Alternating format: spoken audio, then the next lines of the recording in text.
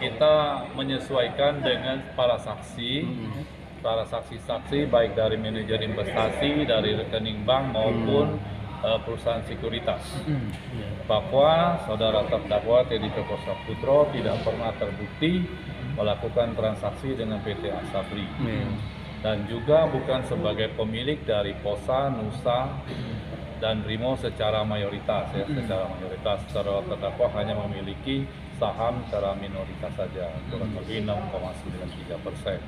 Dan itu pun pada saat penjualan yang dilakukan pada 1 Agustus 2019, terdakwa tidak menjual kepada PT Asabri, namun dia menjual di pasar negosiasi melalui Mina Padi Sekuritas, dan itu pun pembelinya bukan PT Asabri ataupun manajer investasi sebagaimana didakwakan yang berhubungan dengan PT Asabri. Jadi tidak ada sama sekali, hanya terbukti satu saham Rimo yang ditransaksikan pada 1 Agustus 2019 senilai Rp347.150.000 yang dijual ke Asia Raya Capital atau Reksadana yang dibeli oleh PT Asabri. Namun di sini perannya terdakwa hanya sebagai nomini, dan nomini saham oleh saudaranya Beni Joko Saputro, dan saudara terdakwa tidak pernah mengetahui adanya transaksi tersebut, hanya diketahui pada saat BPK memberikan kesaksian di dalam persidangan. Demikian mungkin. Soal teks amnesti tadi pada saat harta aset saudara terdakwa imbreng di PT Rimo International Lestari, itu kan ada valuasi kenaikan harga tuh nilainya. Nah, selisihnya itu terdakwa terpaksa membayar uang teks amnesti atas perbedaan valuasi harga tadi senilai 11 miliar. Ya, untuk teks amnesti gitu. Untuk tahun 2019 itu? Enggak, bukan 2019, itu kan untuk pada saat itu kan masukin ke itu kan ke transaksinya kan memang dia IPO-nya kan 2017. Tapi ini pada saat masukin imbreng ke PT Rimo bukan 2017, 2000 sebentar, dia dulu udah pernah lakukan beberapa kali tahapan pada saat valuasi di awal, yang untuk rencana IPO yang gagal itu. IPO ya, sama dia.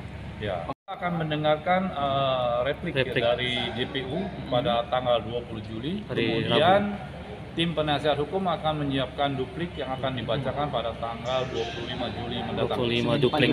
Ya. Harapannya Pak dengan adanya pembacaan pledoi ini Pak?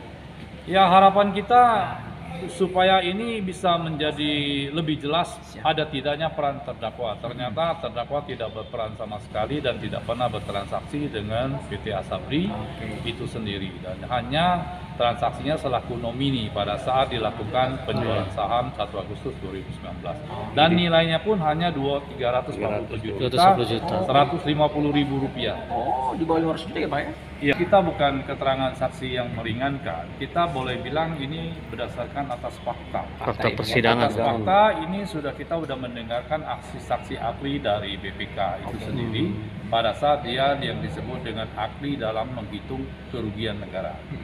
Nah, di sini para saksi dari BPK juga menyatakan bahwa ini bukan kerugian negara oleh PT Asabri, tapi ini merupakan nilai dana investasi yang keluar Asabri yang belum kembali.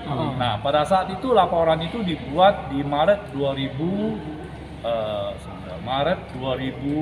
antara Maret sampai 2022, dari 2019 ke 2022 kan itu saya kira PT Asabri kan sudah banyak menjual saham-sahamnya di bursa kan. Betul. Nah, sehingga uang-uang investasi yang tadinya diklaim belum kembali 22,8, saya kira itu sudah banyak yang kembali.